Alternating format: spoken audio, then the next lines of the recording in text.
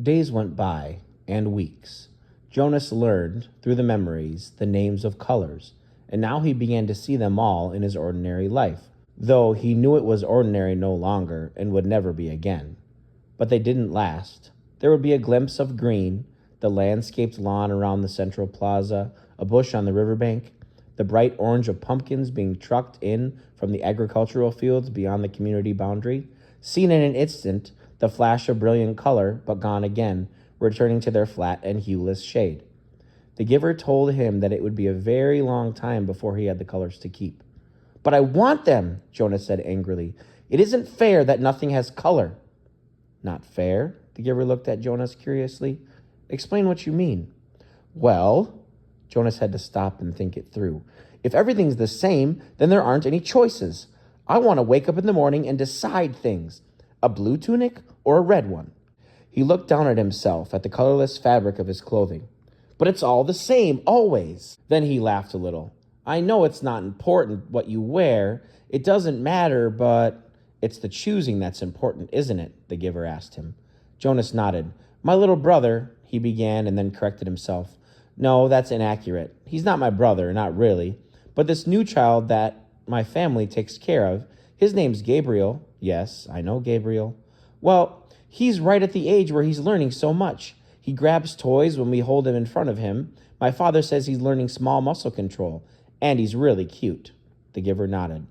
"But now that I can see colors, at least sometimes, I was just thinking, what if we could hold up things that were bright red or bright yellow, and he could choose instead of the sameness? He might make wrong choices." "Oh." Jonas was silent for a minute. "Oh, I see what you mean. It wouldn't matter for a new child's toy, but later it does matter, doesn't it? We don't dare to let people make choices of their own." "Not safe?" the giver suggested. "Definitely not safe," Jonas said with certainty. "What if they were allowed to choose their own mate and chose wrong? Or what if," he went on, almost laughing at the absurdity, "they chose their own jobs?" "Frightening, isn't it?" the giver said. Jonas chuckled. "Very frightening. I can't even imagine. We really have to protect people from wrong choices." "It's safer." "Yes," Jonas agreed. "Much safer." But when the conversation turned to other things, Jonas was left, still, with a feeling of frustration that he didn't understand. He found that he was often angry now, irrationally angry at his group mates, that they were satisfied with their lives, which had none of the vibrance of his own taking on. And he was angry at himself, that he could not change that for them. He tried, without asking permission from the giver, because he feared, or knew, that he would... Without asking permission from the giver, because he feared, or knew, that it would be denied, he tried to give his new awareness to his friends. "Asher," Jonas said one morning, "look at those flowers very carefully." They were standing beside a bed of geraniums planted near the Hall of Open Records. He put his hands on Asher's shoulders and concentrated on the red of the petals, trying to hold it as long as he could, and trying at the same time to transmit the awareness of red to his friend. "What's the matter?" Asher said uneasily. "Is something wrong?" He moved away from Jonas's hands. It was extremely rude for one citizen to touch another outside of family units. "No, nothing. I thought for a minute that they were wilting and we should let the gardening crew know that they needed more watering." Jonas sighed and turned away. One evening he came home from his training weighted with new knowledge. The giver had chosen a startling and disturbing memory that day. Under the touch of his hands, Jonas had found himself suddenly in a place that was completely alien, hot and windswept under a vast blue sky. There were tufts of sparse grass, a few bushes and rocks, and nearby he could see an area of thicker vegetation. Broad, low trees outlined against the sky. He could hear noises, the sharp crack of weapons. He perceived the word guns, and then shouts, and an immense crashing thud as something fell, tearing branches from the trees. He heard voices calling to one another. Peering from the place where he stood hidden behind some shrubbery, he was reminded of what the giver had told him, that there had been a time when flesh had different colors. 2 of these men had dark brown skin, the others were light. Going closer, he watched them hack the tusks away from a motionless elephant on the ground and haul them away, spattered with blood. He felt himself overwhelmed with a new perception of the color he knew was red. Then the men were gone, speeding toward the horizon in a vehicle that spit pebbles from its whirling tires. One hit his forehead and stung him there. But the memory continued, though Jonas ached now for it to end. Now he saw another elephant emerge from the place where it had stood hidden in the trees. Very slowly it walked to the mutilated body and looked down. With its sinuous trunk, it stroked the huge corpse. Then it reached up, broke some leafy branches with a snap, and draped them over the mass of torn, thick flesh.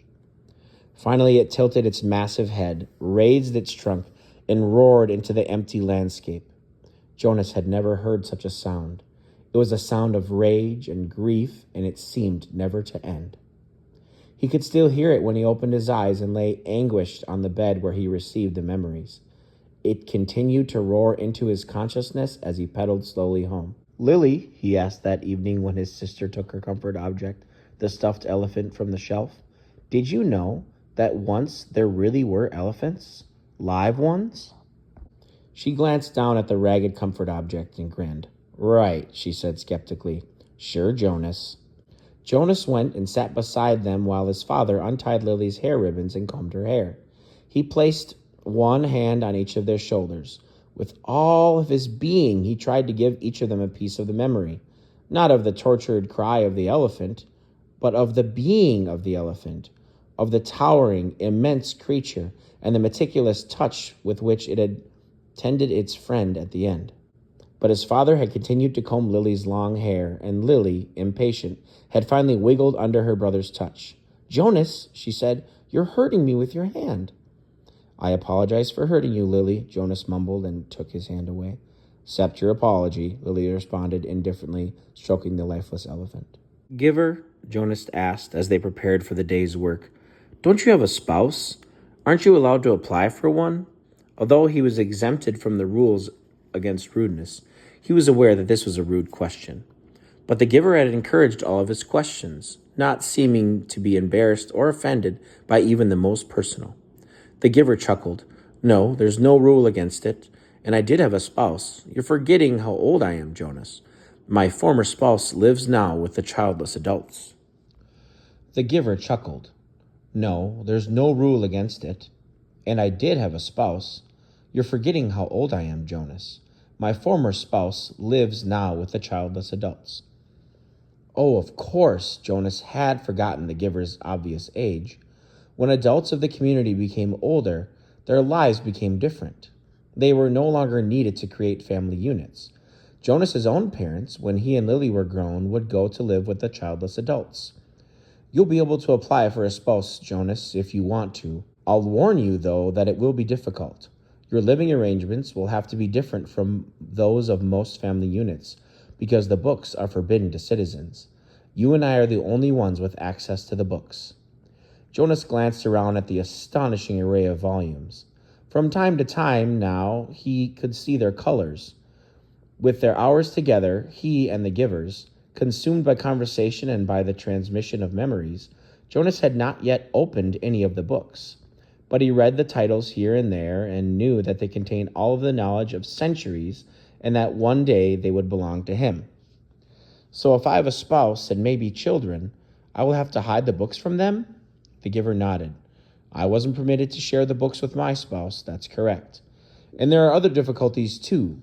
You remember the rule that says the new receiver can't talk about his training?" Jonas nodded. Of course he remembered.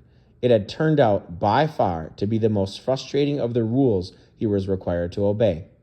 "When you become the official receiver, when we're finished here, you'll be given a whole new set of rules.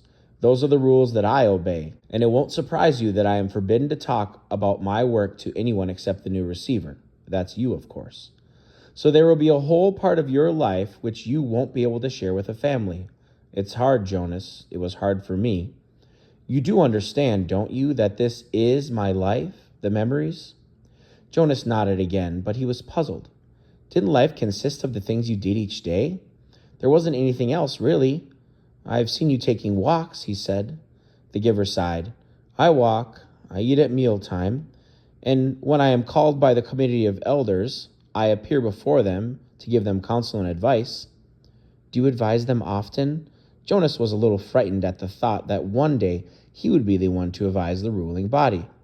But the giver said no, rarely, only when they are faced with something that they have not experienced before.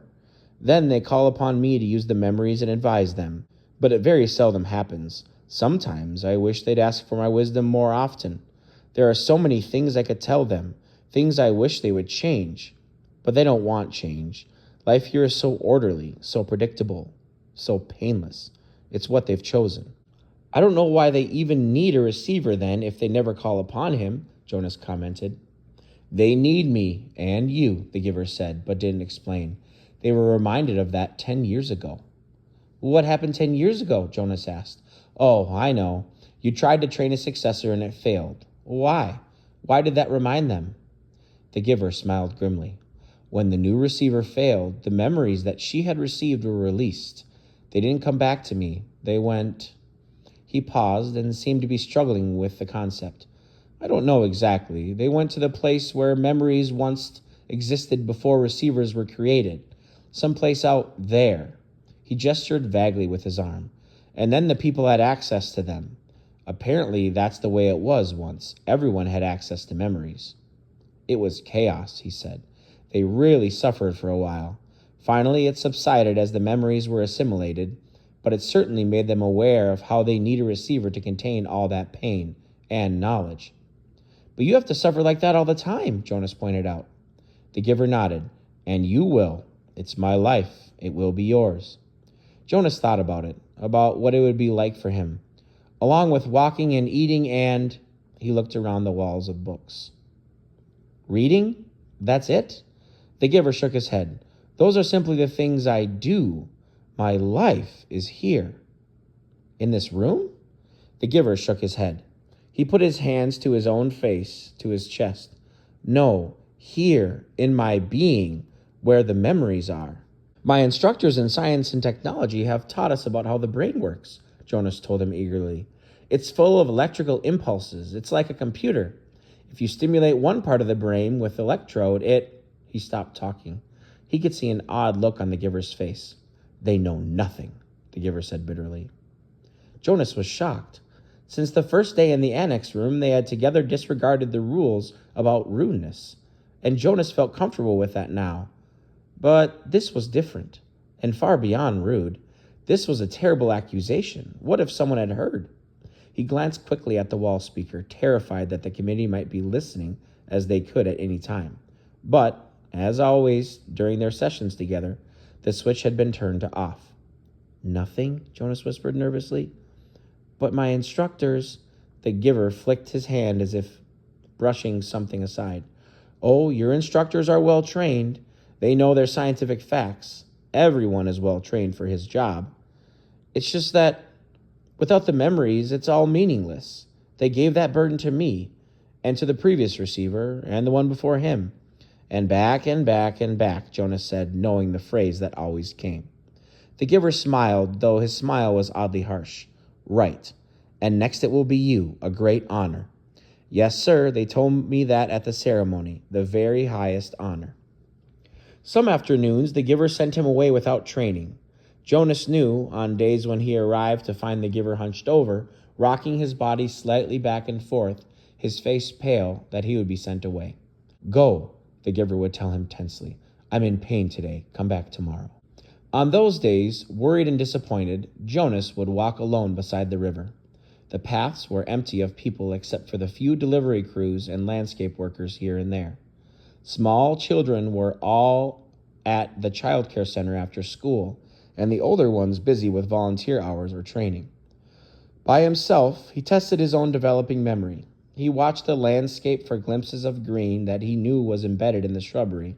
When it came flickering into his consciousness, he focused upon it, keeping it there, darkening it, holding it in his vision as long as possible until his head hurt, and he let it fade away. He stared at the flat, colorless sky, bringing blue from it, and remembered sunshine until finally, for an instant, he could feel warmth. He stood at the foot of the bridge that spanned the river, the bridge that citizens were allowed to cross only on official business. Jonas had crossed it on school trips, visiting the outlying communities, and he knew that the land beyond the bridge was much the same, flat and well ordered, with fields for agriculture. The other communities he had seen on visits were essentially the same as his own. The only differences were slightly altered styles of dwellings, slightly different schedules in the schools. He wondered what lay in the far distance where he had never gone. The land didn't end beyond those nearby communities. Were there hills elsewhere? Were there vast wind-torn areas like the place he had seen in the memory, the place where the elephant died? "Giver," he asked one afternoon following a day when he had been sent away, "what causes you pain?" When the giver was silent, Jonas continued, "The chief elder told me at the beginning that the receiving of memory causes terrible pain, and you described for me that the failure of the last new receiver released painful memories to the community." "But I haven't suffered, giver." "Not really," Jonas smiled. "Oh, I remember the sunburn you gave me on the very first day, but that wasn't so terrible. What is it that makes you suffer so much? If you gave some of it to me, maybe your pain would be less." The giver nodded. "Lie down," he said. "It's time, I suppose. I can't shield you forever. You'll have to take it all on eventually." "Let me think," he went on, when Jonas was on the bed waiting, a little fearful. "All right," the giver said after a moment. "I've decided. We'll start with something familiar. Let's go once again to a hill and a sled." He placed his hands on Jonas's back.